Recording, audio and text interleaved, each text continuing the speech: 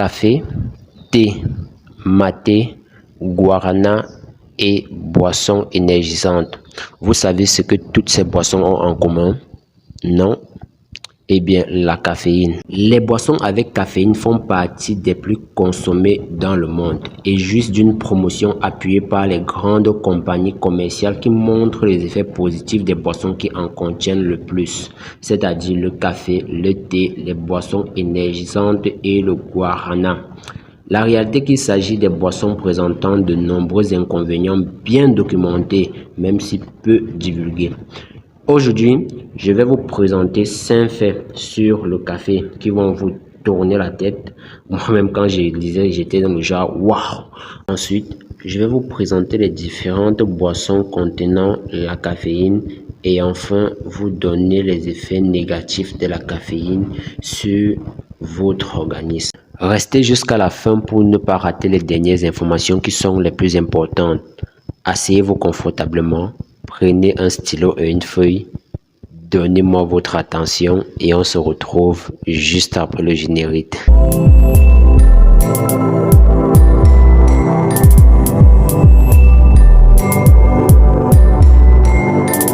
1.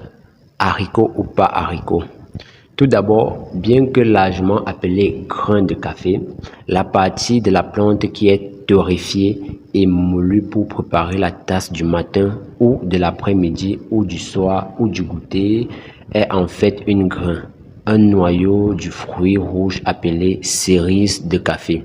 Techniquement, tous les fruits appartenant à la famille des Fabiacées sont des haricots, mais la cerise de café fait partie de la famille des Rubiacées, ce qui fait de la cerise du café pas un haricot. 2. Un fait historique surprenant.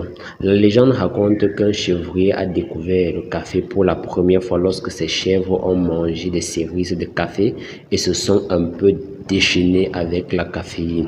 Que cette histoire ait ou non des racines dans les faits, le café était à l'origine consommé par les hommes comme aliment plutôt qu'une boisson.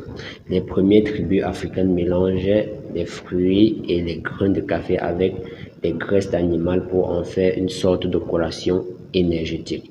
Et la légende veut que ce sont les soufis originaires d'Asie qui ont préparé le café pour la première fois comme boisson afin d'avoir de l'énergie pour pouvoir prier toute la nuit. 3. Le pot surveillé. Incroyable ça. Mais la première webcam au monde a été créée pour garder un œil sur une cafetière, à savoir le pot de café dans le laboratoire informatique Trondheim Home de l'université de Cambridge. Les personnes travaillant au laboratoire pouvaient accéder à des images en temps réel du pot pour savoir si elles pouvaient ou non prendre leur caféine. Quelques années après ses débuts en interne, la cagnotte a acquis une renommée internationale lorsque ces images ont été rendues accessibles via Internet. La webcam du café a été en ligne pendant 10 ans, de 1991 à 2001, la date de naissance de cet homme, et a été vue par des millions de personnes dans le monde entier. 4. Café partout. Une bonne tasse de café rassemble vraiment tout le monde. Le café, c'est le deuxième produit le plus échangé sur Terre. Alors, quel est le premier? Le pétrole.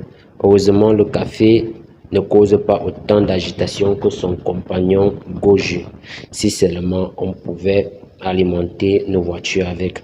Mais cela a été essayé avec un certain succès, mais qui gaspillerait un délicieux café pour cela.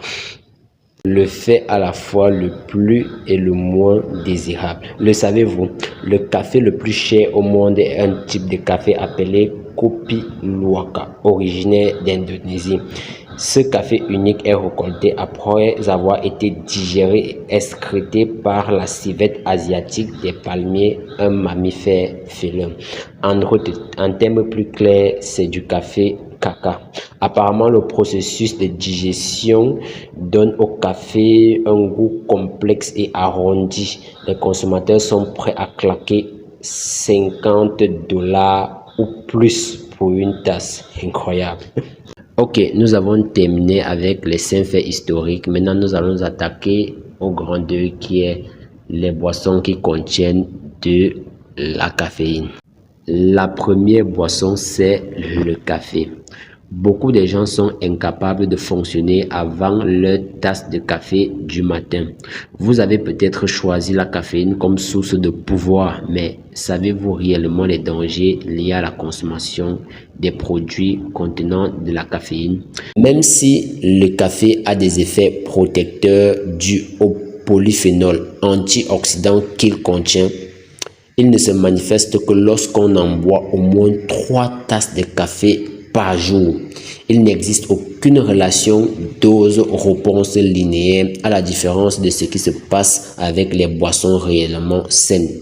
Mais il existe de nombreuses sources végétales antioxydantes plus efficaces que le café et présentant pas ses inconvénients. Il faut noter qu'une tasse de café contient quelques 100 mg de caféine. Oui, il y a souvent cet argument que les étudiants utilisent que sous l'effet du café, ils lisent plus vite. En effet, sous l'effet du café, l'étudiant lit plus vite des pages et il lui semble avancer plus vite. En réalité, il retient et assimile moins de connaissances. On avait déjà constaté précédemment qu'un secrétaire peut taper plus rapidement après avoir pris une tasse de café, mais aussi qu'il commet plus d'erreurs. En deux, nous avons les boissons énergisantes. Elles sont hautes en caféine et en sucre et apparaissent dangereuses pour les personnes sensibles à la caféine.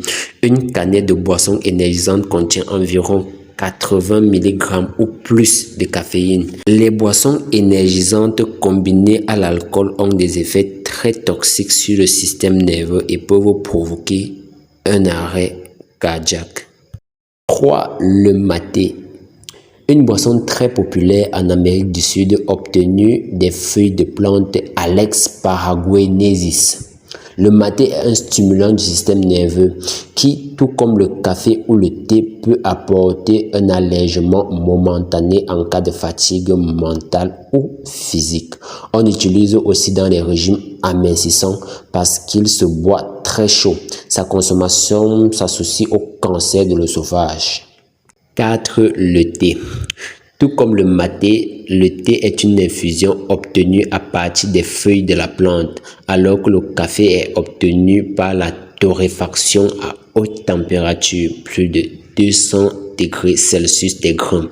Cela rend le thé et le maté plus riches que le café en polyphénol antioxydants qui ralentissent l'absorption de la caféine et neutralisent partiellement ses effets indésirables. De ce fait, nous voyons directement que le thé et le maté ont moins des effets dangereux que le café. Une tasse de thé peut être bénéfique comme médicament en cas de nausée, diarrhée ou mal des transports. Une tasse noire en contient 50 mg de caféine. Une tasse de thé verte en contient à peu près 40 mg de caféine.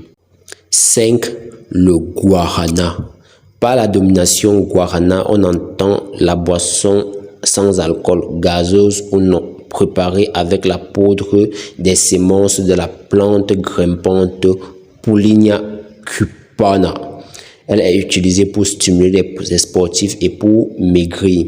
Elle peut causer de l'hypertension artérielle, des arythmies cardiaques et de l'insomnie. Un verre de guarana en contient environ 40 g de caféine. La 6e et la dernière boisson dont je vais énumérer ici, c'est le kombucha. J'ai accroché quand j'ai lu ce nom, kombucha, thé fermenté haut en sucre. En plus de la caféine, il contient environ 2% d'alcool éthylique, ce que les chimistes appellent généralement de l'éthanol.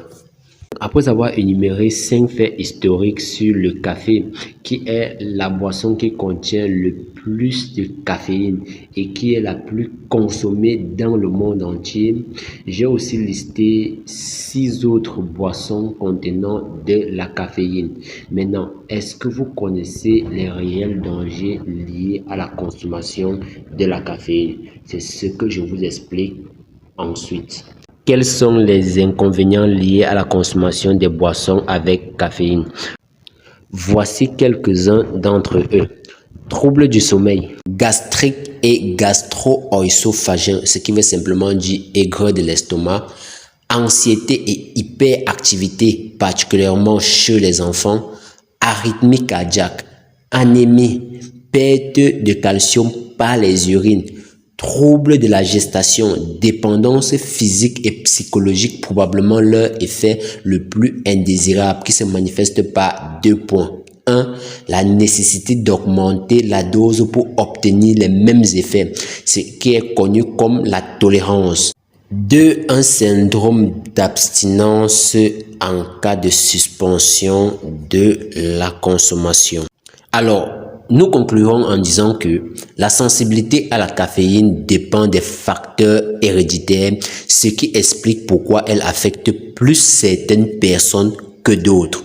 Pour toutes ces raisons, les boissons à base de caféine ne peuvent être considérées comme saines.